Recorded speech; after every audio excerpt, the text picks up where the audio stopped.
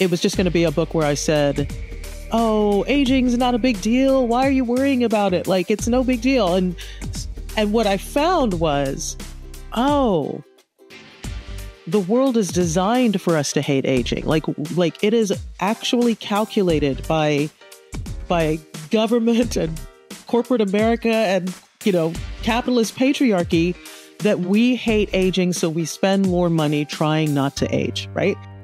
My name is Linda Lorelle, and I'm asking you to have the courage to listen with an open mind to all of our voices, because our voices matter. Hi, everybody. It's Linda Lorelle, and this is Our Voices Matter. So I want to start by asking you a question. How do you feel about aging?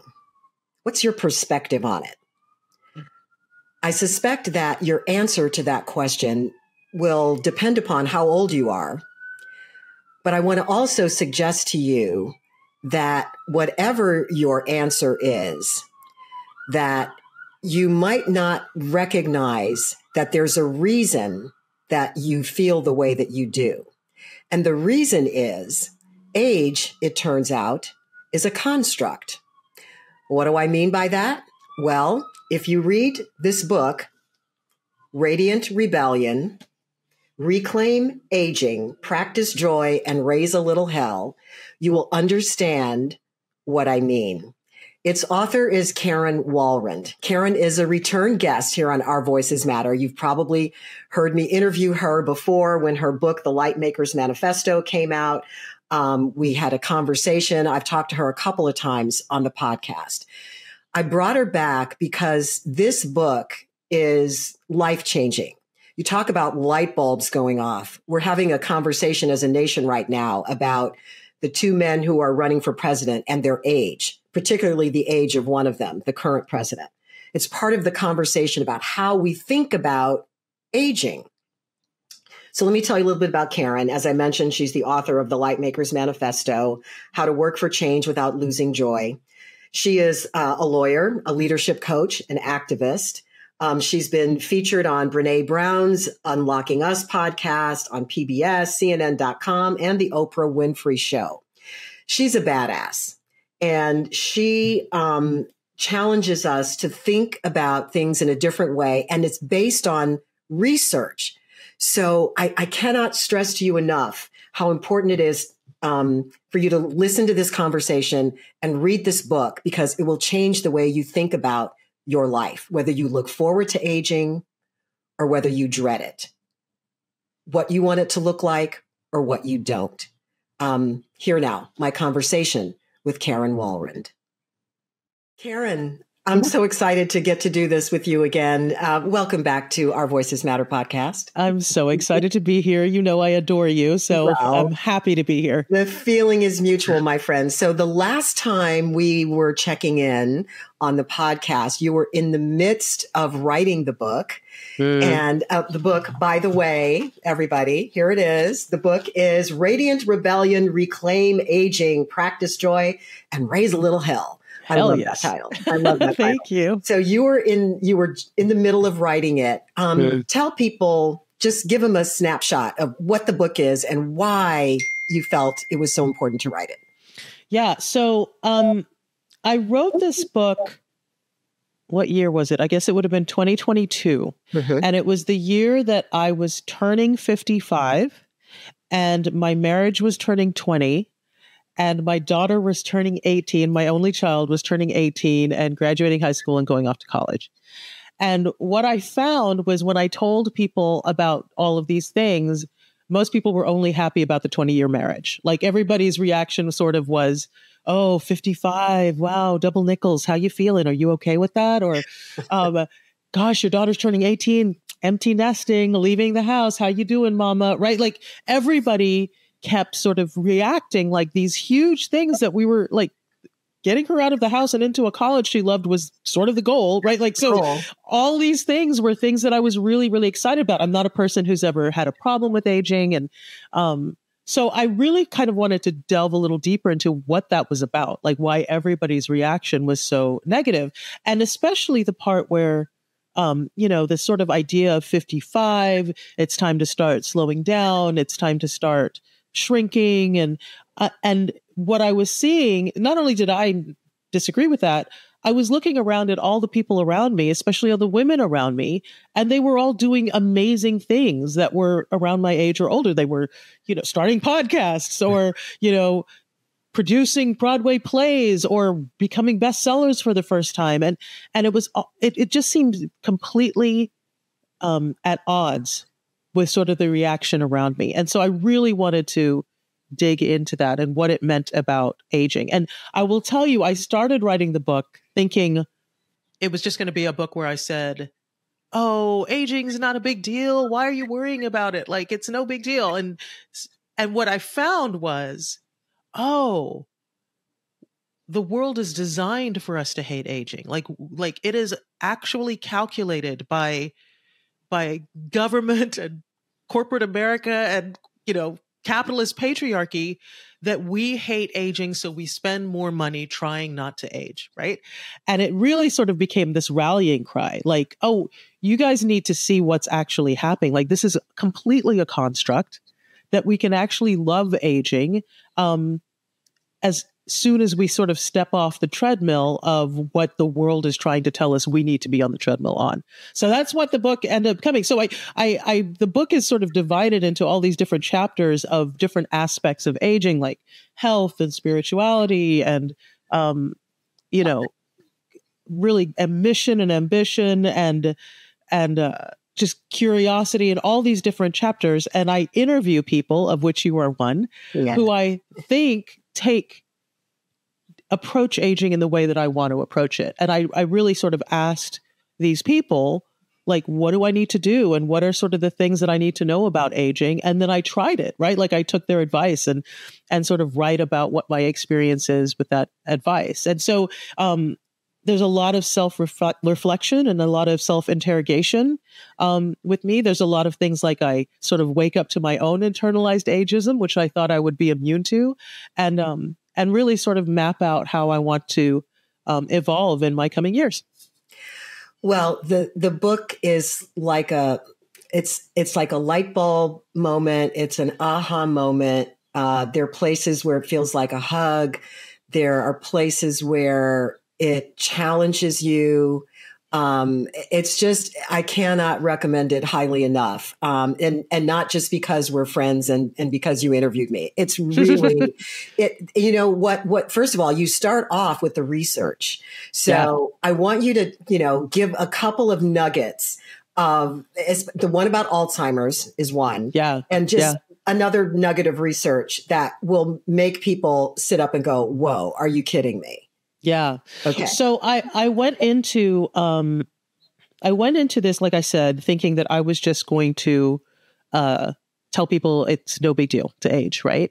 But I didn't have any of the research before I went into it, and also I was sort of validated by some of the things that I read. So, like, one of the things that you mentioned which is the Alzheimer's research. Research is showing that actually the rates of Alzheimer's is decreasing, not increasing. Like, I think we all go in thinking that Alzheimer's or dementia is an inevitability, right? We sort of walk into that, growing older thinking that, when it turns out the rates are decreasing, right? Like, the percentage of people getting as they get older, the number is decreasing. The numbers of people who need to live in assisted living are way lower than we think, right? It's like around 8%, I think. And most people are living just fine independently on their own. Of course, there are things like, your memory may not be as sharp as it was when you're in your 20s, but most people are taking care of themselves fine as they get older. The one thing, though, that sort of blew my mind is I mentioned that capitalist patriarchy thing. Like, it's not, it's not just me saying that. There's research that bears that out. So as I was doing all the research, I stumbled across the research of Laura Hirschbein, who is a doctor and a psychologist, and she wanted to find out whether or not we always hated aging, right? Like, is that a new phenomenon that everybody's like, oh, I don't want to get older, or has that always been the case? And it turns out that it's not. That back at the turn of the 20th century, people loved aging. And the way she did her research was she read articles from popular magazines about aging at the time. And it turns out those articles were written by people who were, in the later stages of their life. They were in their 80s and their 90s, and they were writing about how much they loved aging, and they loved sort of the wisdom that came with aging. And yes, of course, there's some aches and pains, but that pales in comparison to the benefits of what it means to get older. And then, fast forward, there are 2 world wars and a Great Depression. And all of these people who are in their 80s and 90s are still working, but now we have these 30-year-olds that don't have jobs. And so the US government decides we're going to have a mandatory retirement age. At 65, you need to stop working so that these 30-year-olds who, let's face it, they're men, right, can get jobs so they can provide for their families, right? So now these 80, 65, 70-year-old, 80, 90-year-olds are no longer contributing to society. I'm using air quotes. And so now they've become a burden on society, right? That's what people think. They're just draining the resources of society, right? Coupled with that, there had never been anything called geriatrics before. So all of these child psychologists and child psychiatrists and pediatricians decide to start researching what does it mean to get older. And they use as their benchmark for normal 5-year-olds. So if you are not as nimble as a 5-year-old or as quick-minded as a 5-year-old, who, let's face it, they are designed to grow, right? Like they're 5-year-olds. If you're not as quick as them mentally or physically, then you are considered impaired, right? So now aging is a problem that needs to be fixed because we all need to be as nimble as 5-year-olds and as quick as 5-year-olds. And then enter Clairol. Clairol decides, so this is by now we're in the middle of the 20th century. Clairol decides you don't want people to know you're aging. So you better start dyeing your hair. You better start doing things to appear younger, because aging, I think they called it, is something like that tyrant, that silent tyrant of gray hair. And so you have to take care of that. So literally in 50 years, we went from loving aging, loving what aging brought us, to, oh my God, you better hide it because you're going to be judged by it. And from there on, away we go. So now it results in a trillion, with a T, $1 trillion, largely unregulated anti-aging industry, right? Wow. Which is makeup, which is everything, like medicine, all kinds of things that they try to tell you it's medical interventions, all the things that you see that are targeting 24-year-olds. That's the target age for a lot of these things, so that people don't feel bad about getting older, which is a natural evolution of who you're going to be. That historical context is so mind-blowing and so eye-opening. I mean, I would guess that, the vast majority of people have no idea that that's how it started. This whole, I found it so fascinating about the world wars and people coming back. And, all of a sudden there's this, at age 65, you're put out to pasture, basically. And you're told that you no longer have the ability or capacity to contribute to the greater society. And I talk about it like being Neo in the Matrix taking the blue pill. Like once you see it, you can't unsee it, right? Like it's like you can't unsee it. Yeah, it's amazing. Okay, so wow, there's so much that I want to say about this. Okay, so because the vast majority of my career, my professional career as a journalist, as a broadcast journalist, aging is a big piece of that. Okay. Yeah. So the way that manifests itself in broadcast television, and this is purely my perspective that I'm about to say here, is that it's okay for men to age on air and keep their jobs. Women, not so much. Yep. So if you think about it and you look at what back during when I was on the air. So I was on the air from as an anchor, I was on the air from 1989 to 2006. And so during that time period, the norm and preceding that, the norm was an older man and a younger woman as the anchor team. Right. And so the message was always that the women had to be young. They had to be pretty. They had to look a certain way, yada, yada, yada. And the looks were way more important in many cases than the actual ability to do the job that a journalist does. Okay. And if you're Right. able to do both, wow, that's great. Okay. But if Bonus. you're a woman and you hit a certain age or you start to gray or you start, all of a sudden they're gone. Whereas the men are allowed to gray and wrinkle and all of the above until they decide they don't want to work there anymore. But they're not forced out. The women are forced out. And so what happens is women in the industry, and I personally felt like I never wanted to talk about what my age was. Sure. I typically have looked younger than what my chronological years are. But what happens is when people put the number on you, then all of the other stuff piles on, and then they are projecting their version of what your age is supposed to be and what you are supposed to do on you. And so I was always very protective of not divulging my age. And it's stupid. It's ridiculous. Well, there's so many things that are coming up for me for what you're saying. Like, first of all, you said you stopped being an anchor in the 2006, is that right? Yes. 2006. So just to put that in perspective, and I want your listeners to understand that what you've just described still exists, and that back in 2022, actually the year that I wrote the book, there was a anchor in Canada who let her hair go silver over the pandemic, and when she came back to work, was fired. They said, who told her? And the email was, who told her she could go gray during the pandemic, right? So that's what, 2 years ago. So that is what you've just described for sure still exists. It's the patriarchy, like you said. It is the patriarchy. It still exists. Yeah. The other thing, what you were saying about like the younger woman, older men, that's also true. I've found in a lot of like cop shows.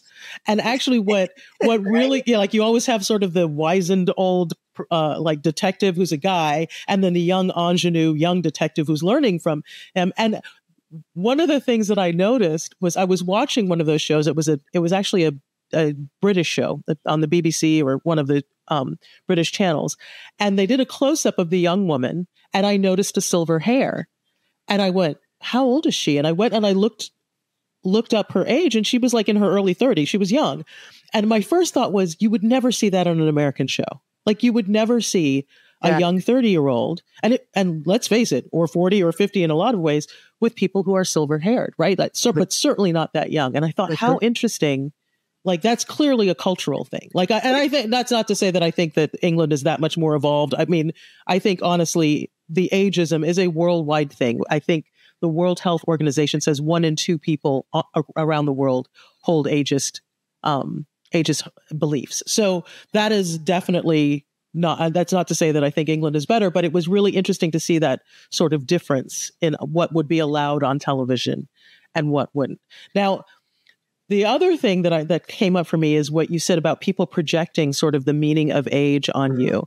What's really funny about that is, and this was part of the research that I found, is that if you think about it, we all have far more in common when we're younger, and we age at different rates, and we age differently and become far more diverse as we get older. So, for example, 5-year-olds tend to have far more in common than 15-year-olds, than 25-year-olds, than 55-year-olds, than 95-year-olds, right? Because as we age, our race plays a part in it, our wealth or lack thereof plays a part in it, our access to healthcare plays a part in it, the stressors that we have in our lives all play a part of it. So every single person becomes far more different from the people in their age group than every other person. So the idea of saying, oh, she's 50, that definitely means X, is bananas. Because 50 can be anything. 50 can be somebody who is silver haired, or it could be Halle Berry, who seems preternaturally young, for example. So like the idea of saying what old should be or what young is it makes no sense the older and younger that we get. It's a spectrum, and we all do it at different rates. I love it. It's a spectrum. Right. Yeah. And we all do it at different rates. Absolutely. One 50-year-old is not the same as another 50-year-old. And all of those factors and things that you just talked about, are part of what makes that individual who they are in that particular moment. And the whole retirement thing. People ask me all the time, or people will come up to me and say, since I'm not on television anymore, but I'm still very visible in the community, and I'm probably busier now than I ever was, when I was on TV every night. But people are like, "Oh, are you retired now?" And I'm like, "No, I'm not retired. I don't work in television anymore, but I run a business. And by the way, I don't ever plan to retire." Right. I'm serious. What does retire mean anymore? What does that mean? All of this. I mean, I'm gonna binge movies and play tennis and golf and go on. No. Yeah. No. Absolutely. I just feel like there's so much to do. And I was talking to somebody about this last night. And I just feel as though, I actually was talking to Dr. Rita about this yesterday. Right. Dr. Rita Achari, who is also one of the people that Karen interviewed in her book. I'm talking to the audience now. So Dr. Rita Achari, she's amazing. And Karen introduced me to her, and I had an appointment with her yesterday, and we were talking about some of this stuff, how I'm doing. I have a history of Alzheimer's in my family. I'm concerned about that. We were talking about all of that. And I was telling her, I said, I'm never going to retire.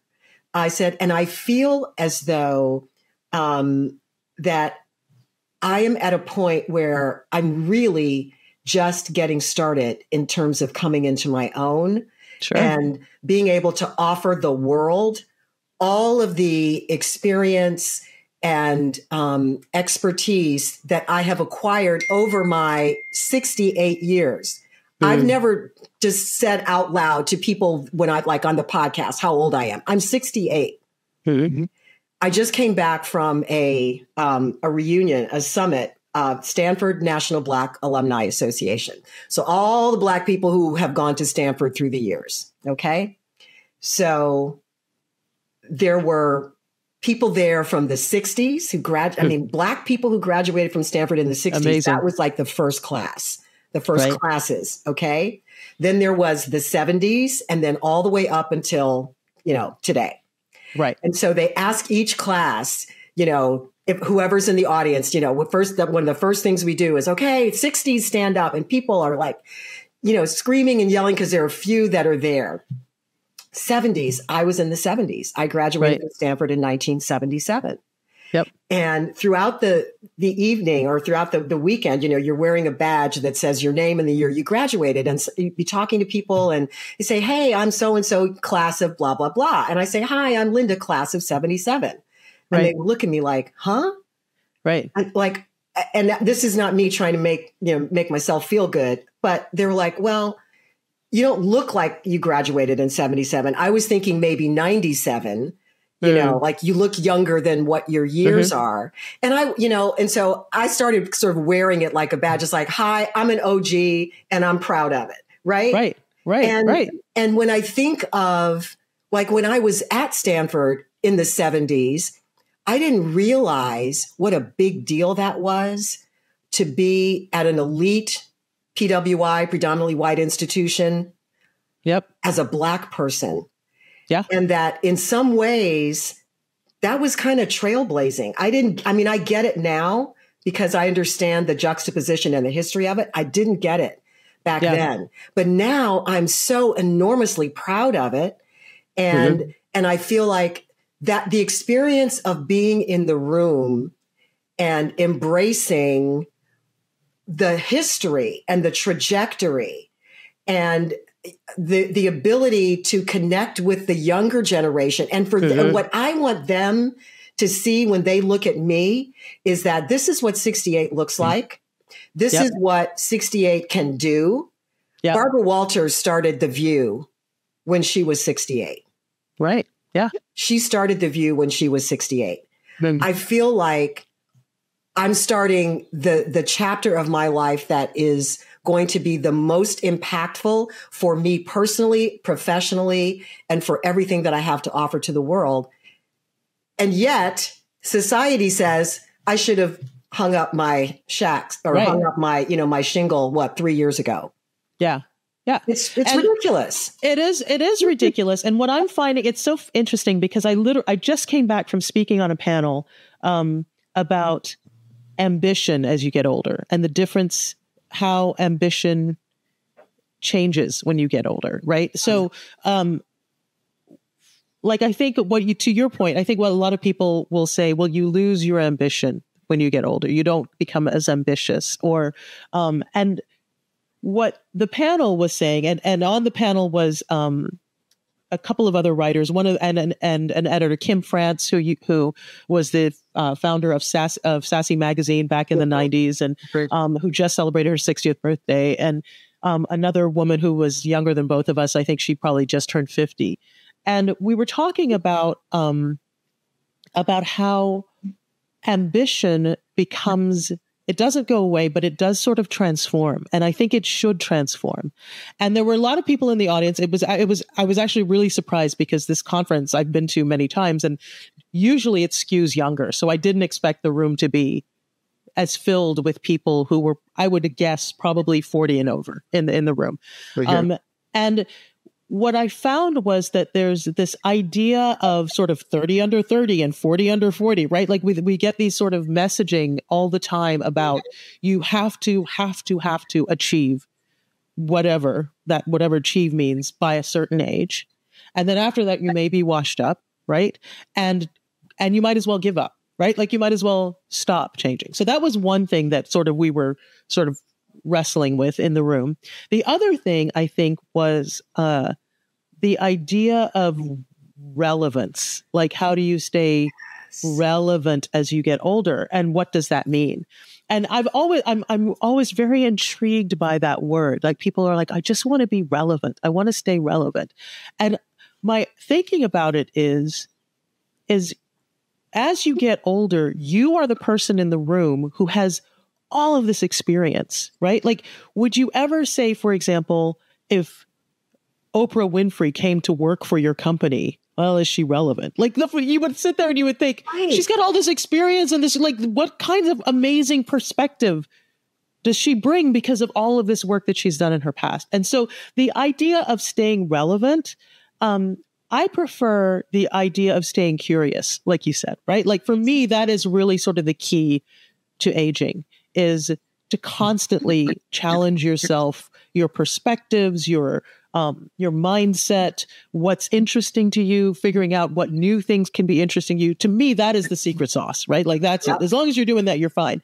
Yeah. And as long as you talk about that, and I mean, not as long as you talk about that, but as long as you really live that, like, relevance becomes sort of on the sideline.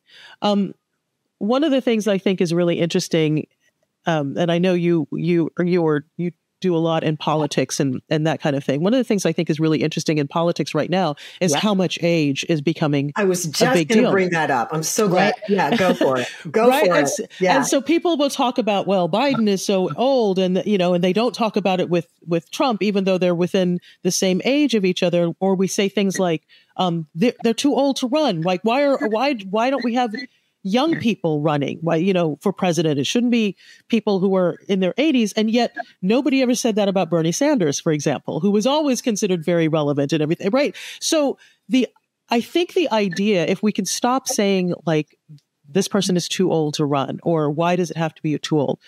More think about, how are they staying up to date with the issues that affect people of all generations? Because if they're doing that, their age is really, like, first of all, are they impaired? Irrelevant. That's what, Irrelevant, right? Like, right? Exactly, right? Like, you want to make sure they're not impaired. Like, but like, Mitch McConnell's a great example, right? Like, people were like, well, he's too old to do that. Is he too old? Or is something physically happening with him that makes him unable to do the job? Right. That may or may not have anything to do with his age. That may or may not have, likely, frankly, doesn't. Because if you think of Jane Fonda, who's the same age. Like, no, but like, does anybody ever think Jane Fonda can't do anything? Right? Like, there's nothing that's stopping Jane Fonda from doing anything. So, but it's about a health issue, or it's about a cognition issue. It's about something else. Like, get very, very granular about what that means. Same thing with what you said about going to Stanford and having people going, "Oh, you don't look your age." You know what? Linda, you look exactly what 68 is supposed to look like on Linda Lorelle, right? You like when people tell me that all the time, they're like, "Oh, well, you don't look your age." And it could mean older or younger. My hair is white, so it could be anything else. I'm like, no, I actually look exactly like what 56 is supposed to look like for Karen Walrond, right? And so what you're saying, projecting on me about what that age should look like is that it makes it, we all age at different rates. So when people look at you and they go, "Oh, you don't look 68," that's more about them than it is about you, right? Like, that's more about whatever the stereotype is. Your idea of what 68 is supposed to look like. Right. That's your stereotype. It's not about me. 68. So people tell me that all the time, like, "Oh my gosh, Karen, happy birthday. You look so great for your age." Well, thank you. But I hope you think I look great, right? Like, one, right? It's not for my age. Or if like, "Oh, Karen, you don't look 50. I'm going to be 50. How old am I going to be? 57 this year. Well, you don't look 57. I'll be like, "No, I actually look exactly like what 57 looks like, given my history, given my access to healthcare, given my, education, given the stress I've had in my life. This is what it looks like," right? Like that. This is absolutely what it looks like. And I'm very, very comfortable with what that looks like. It's interesting. A minute ago, you just talked about the younger people, feeling as though, it's like 40 under 40, 30 under 30. Yeah. And it's like there's this metric that if you haven't achieved X by the time you're 30, then you're washed up. I'm seeing that a little bit with Lindsay. Don't get mad at me, Lindsay. So my daughter's 29. And, there's so many young people her age who have started companies and made their first million and, done this and done that. And, you sort of look at your peers in terms of the age group and you're thinking, well, I'm not doing that. Well, that's okay. You don't compare yourself to what everybody else is doing. You have your own journey. You have your own race to run, and focus on what it is that makes you, determine what that's going to be for you, but not compared to everybody else. And this is another piece of the construct that says, that's the capitalist patriarchy talking, right? That's it. If you haven't done this by a certain time, then you're not worthy, and, it's just, I don't know. And then there's the whole anti-aging thing, with younger people going in for plastic surgery and Botox in their 20s. I mean, come on. Like the tiniest little wrinkle all of a sudden means I've got to go do some artificial thing to my body because I don't want to be perceived as older than I am. Yeah. And what would happen if we thought of wrinkles as beautiful? Like, what would happen if we just shifted that and said, "You know what? I can't wait to get the laugh lines and everything because they're beautiful." Like, suddenly, like, that shifts everything. And, you talk about your daughter. My daughter just celebrated her 20th birthday and she was upset about it. She's like, "I can't believe I'm 20. I'm not a teenager anymore." And I'm like, kid, like, are you serious? But I get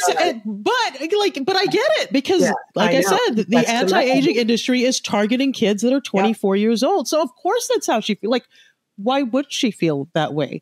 And the idea of a spectrum, like, I'm sure she looks at me and my 57-year-old butt and thinks, "Oh my God, you're ancient." But then my 85-year-old mother, it looks at me and thinks I'm so young. Like, it is such a spectrum. Like, you can't. So for me, like, one of the things that I always watch is how I use the words old and young. Right. And this was like one of the biggest ahas in the book, because I interviewed Ashton Applewhite, who's this great anti-ageism activist. And she was the one who taught me, like, be careful how you use those words. And I remember thinking, well, and asking her, what old is old and young is young? Like, what's wrong with it? And she goes, "Well, I hear people say, for example, I don't feel old." And I said, "Well, I say that all the time. I don't feel old." And she said, "Well, Karen, when you say that, I suspect what you're saying is I don't feel irrelevant. I don't feel unsexy. I don't feel, diminished or whatever. And I said, yes. And she said, well, if you think about it, like, I don't know about you, but when I was 13, I had spells where I felt irrelevant and unsexy and diminished. She goes, those aren't age-related terms, right? And we use old as shorthand for bad and young as shorthand for good. And we don't even realize we're using it. Like, we don't even notice we're doing it. And for me, it was like, oh my God, that's right. Like, even the phrase, I don't feel old, is an ageist phrase. Right? Like, it speaks to how much we've internalized the messaging. Absolutely. Yeah. Absolutely. And so I'm very, very careful about saying things like if I'm speaking to somebody who's younger than me, like I never say, well, I'm old, so I think such and such. I might say, well, I'm older than you, and so my experience is such and such, or I'm older than you, so this is what I think. But it's never I'm old as sort of a, well, I'm ancient, back in the ancient, back in the old days, and I went and I went to college back in the Stone Ages. Like, there's no reason to be doing that, right? Like I love that you're like, well, 77 and I wore it as a badge of honor, because you should wear, like you, I graduated in 88, and somebody emailed me the other day and said, I went to university with you, and I remember you were the only Black woman in the civil engineering department. And I was like, was I? Like, I knew I was like one of the few Black people in the school, but it was the first time that I was like, oh, and I'm like, that's kind of badass, right? Like that was my experience. And so really sort of embracing the experiences that you've had and what you've done in your life, and realizing that they are all arrows in your quiver as you become an elder, right? As you become something that can model for younger people. Like, this is how you embrace getting older. That I am all for. And I think that's exactly right. And exactly the, how we should create and curate our coming years. It's like, how do I become an elder, right? How do I become somebody that younger people can look to and go, that's where I want to be. That's how I want to age. That's how I want to approach life. That is where I want to go. And it has nothing to do with money, and it has nothing to do with accolades, right? It's just about, how am I living in a way that younger people coming up can go, I want to live that way. I want to live with that mindset. I think that's the secret sauce. Oh my gosh. I'm so excited. I'm so excited that we're having this conversation. So, and we could go on and on, but I want you to, as we start to wrap this up, one of the things that you do in the book is that you, as you said, you take us on your own journey, but you also give us the tools to take the journey on our own and ask the questions. And you went through this whole scenario where you asked yourself a series of questions, and then you arrived at what you call a spark statement. And you had one before you went into this book, and it changed by the time you had gotten to writing the book. So talk a little bit about that. And then I want you to close us out by reading your new spark statement. Yeah. So the spark statement is sort of a less corporate-y name for a mission statement. And I will tell you, when I was a kid, my dad was like, we should have a family mission statement. My dad was a very corporate executive. And I remember as kids, we were like, Dad, that's not going to happen. But as I've gotten older, like, I sort of see the point of having and it's a poem or a statement that sort of helps you anchor to what you want to stand for and how do you want to live. And I had written one for myself, I don't know, maybe a decade ago, maybe a little bit more than a decade ago. And it was like, this is how I want to approach my life. And as I was writing the book, I thought, let me go back to that and see if it still rings true for me. And a lot of it did, but also 10 years had passed and I had grown and I'd been through all these other experiences, and there were other things that had sort of shifted in importance for me. And so I revisited it in the book and wrote one for hopefully how I want to live, maybe for the next 10 years. And then in 10 years, I'll probably look at it again. So it's sort of an evolving thing. So I will read it. This for me feels like, feels like sort of like the way that I want to move through the world, at least for now. So despite the darkness, there is always light, and it exists in each of us, no matter our race or national origin, but because of it. No matter our gender, but because of it. No matter how we love, but because of it. And no matter our age, because of it. Using everything I am and have been, my culture, my talents, my education, and my experience, I convince the skeptical of their uncommon light, illustrating the inherent power we each have to make the world a better place. May my words and images shine bright enough to extinguish the darkness of negativity, violence, and discrimination, and instead illuminate positivity, peace, kindness, and joy. May I model living an expansive life by accepting all opportunities for cultivating growth and play, and above all, adventure. Oh, it just gives me chills. It's just what a beautiful way to approach living your life. And I just think that I just love you. I just love you so much. I love you back. I love the light and the love that you exude with every fiber of your being, and how you spread it into the world through your work, through your words, through your actions. And I mean, it's such a gift to have you in my life, and such a gift to share you with our Voices Matter audience. Thank you so much. Oh my gosh. Well, I feel exactly the same about you, and it is always an honor to be part of anything you do. So thank you so much for having me. Can't wait for the next book. Yeah, me too. That's a tease. Thank you, friend. Did I tell you or did I tell you? Right? Okay. So now I wonder, has the answer to the question, how do you feel about aging, changed? Has it changed at all after listening to that conversation and what Karen had to share with us? It's so eye-opening and so mind-blowing to me.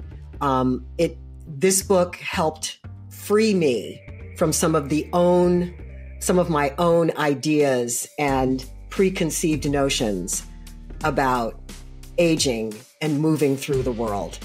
We should all just be free to be who we are, and we should embrace the stage of life that we're in.